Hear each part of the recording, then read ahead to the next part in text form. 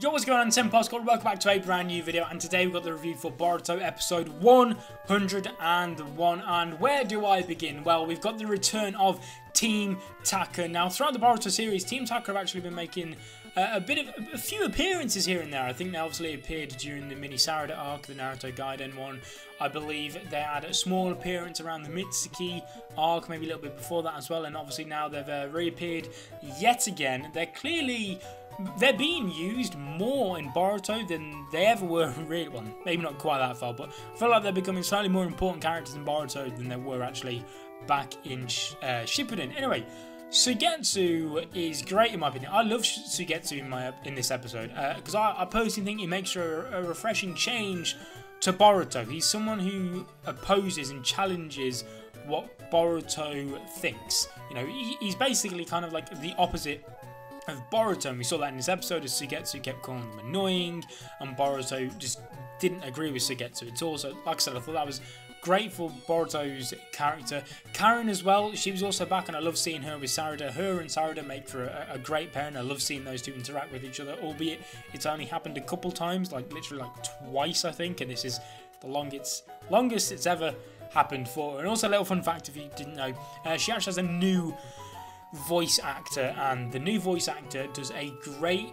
job of keeping her voice in a similar kind of tone. It's kept in line to the old Karin from back in Shippuden, because I didn't realise it until this episode. Back when she appeared in the Mitsuki arc, I didn't really catch on, but I heard it a little bit more in this episode, and I just think she's done a great job. There's been a few characters, I think Sasuke's proper young child, his voice actor was changed, and along with a few others, and I think Karin's new voice actor has done a great job.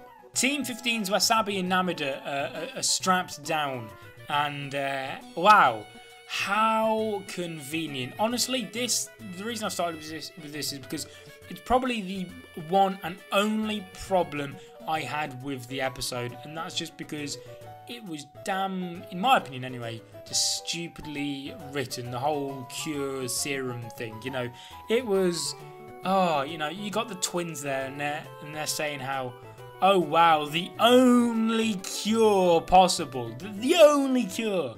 It just so happens, can you hear me? It just so happens to be on this table. This table right here, not that one, this one. Did you hear me? Sorry. Right here. This table right here, the only cure. Yeah, cool. If anyone got their hands on that, tell you what, we're going now. I hope no one gets this cure, which is right here, by the way.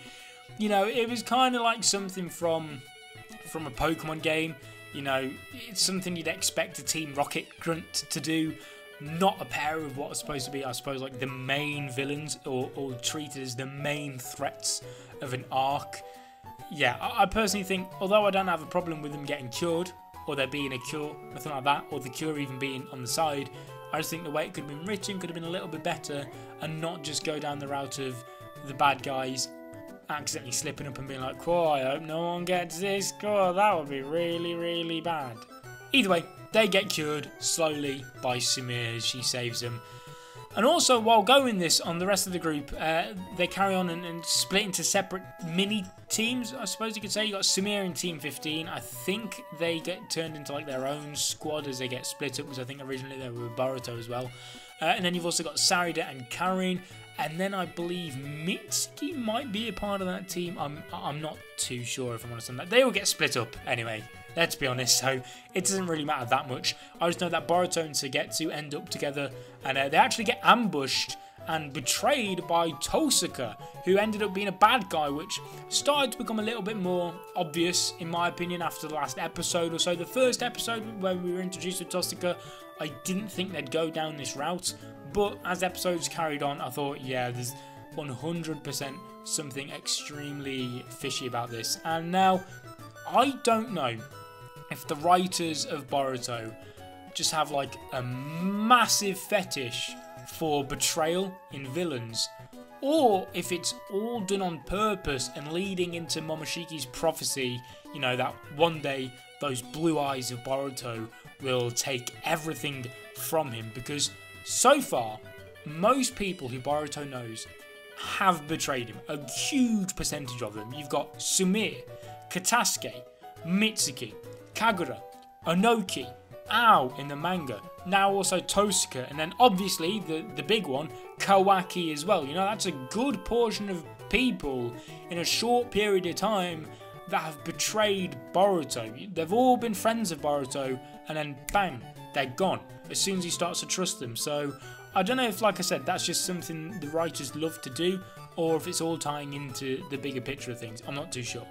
And also, while we're on the topic of Momoshiki's prophecy, I like how they keep mentioning predetermined destiny in this arc, as it's clearly been done on purpose at this point. It's leading to something, you know. At first, the first mention of it, I think when Jugo mentioned it, like the first episode or second episode, I thought, okay, cool, that's a nice little nod, a little bit of foreshadowing potentially, or it's just trying to teach a lesson to actually people watching. I'm not too sure. But then as each episode's gone on, you kept getting more mentions of it, of like DNA, prophecies, predetermined paths, all of this type of stuff, and it starts to build a picture towards Boruto's character, which I think is done great. However, saying that, I don't necessarily think it's painting a picture towards Boruto's character in this arc, although it will still affect him. I think whatever this whole predetermined destiny, I think it's going to become obvious and it's going to be visual in whatever happens to Samir at the end of this arc. In my opinion, I don't know. I think something's going to happen to Samir, which is going to make her have to change drastically. Maybe this is when she'll quit being a ninja or something and go into science.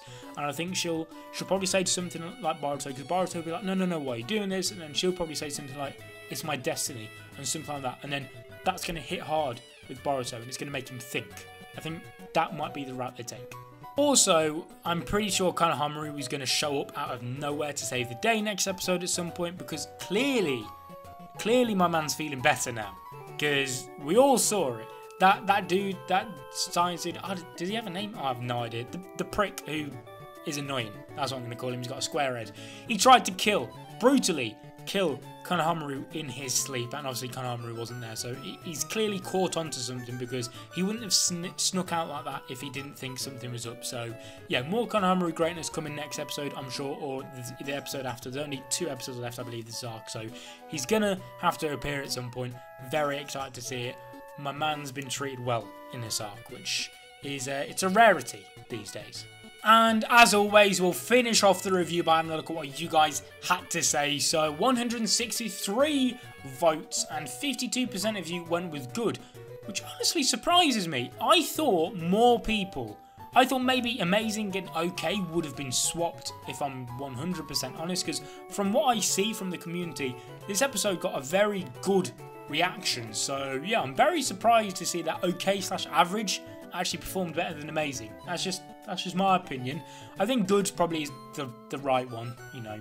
But yeah, that did surprise me. Anyway, going into what you guys had to say. First off, Anime Hardcore says, react to opening 5. Yes, guys, I've already reacted to it. It went up a few days ago. Go and watch that. I think it's a fantastic opening, and my fingers are crossed that it's not clickbait. Anyway, going into what other people have said. Ultra Gaming says, I'm not going to lie, I did not expect that Tosaka would betray Boruto, and the new opening is cool. I hope it's not clickbait. Well, yeah, like I said, we all hope that it's not clickbait. KSF Superstar says, I didn't even pay much attention to the episode, well, besides Karen. Yeah, we all love a bit of Karen. But I'm more interested in the new opening contents rather than this entire arc. No disrespect to Jugo, they're doing great with him. Who the hell are they fighting? Kara, the Magina Bandits, those guys look badass. Now, I think Kara and Magina Bandits, they're zero chance in my opinion, but they do look quite cool. Like I said, fingers crossed, it is not clickbait. Alvin Anis says that the plot twist was a little bit obvious, but I'm intrigued to see what happens next. Yeah, excited to see how it's all going to go down. Basically, we're in the climax of the arc now, I think it's safe to say. Jimmy Nguyen Vo, apologies for that complete butchering of the name, but this episode was pretty good. By the way, until it is going to be a surprise, and I hope that the series is going to be awesome in the future. So yeah, thank you for your comment, man, and have a great day. Great to you. Have a great day to you as well, Jimmy. Yeah, we all hope Boruto is going to be awesome in the future too. I think that's safe to say. Urban Secrecy says, pretty solid episode. I wonder if Sasuke will make a return just in time, because Team TAKA will be back together, not to mention he's in the opening. Now this is something which I think I said way before the arc started. Around about we got the episode during the Parent and Child Day. Sasuke is around the village. I expected some form of confirmation about where he is right now, because if he's in the village, can we know? If he's left, you know, I think they need to explain what's going on with Sasuke, because obviously he's got on this massive mission going after Urashiki, and then he's come to the village, and then if he's gone again without any explanation, like, I at least want him to report to Naruto, something like that.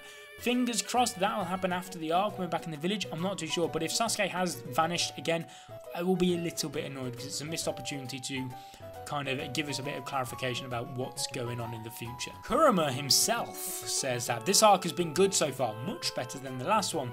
Now, although it is a shorter arc, so I think I can see why people enjoy it. However, I think I'm one of the few ones that actually quite enjoyed the Mitsuki arc, although getting very frustrated at it at times as well, I will admit. And then finally, Different says, I enjoyed it from beginning till the end. And that pretty much sums up this episode. I could have just had the review at literally that one sentence. But yeah, guys, thank you so much for watching. Leave a like on the video if you enjoyed. Subscribe if you're not already to become a member of the Senpai Squad. As always, leave your thoughts and opinions on this episode and the opening as well if you don't want to go back and check the reaction I did in the comment section down below. Subscribe if you're not already to become a member of the Senpai Squad, and I'll see you guys in another video. But until then, peace.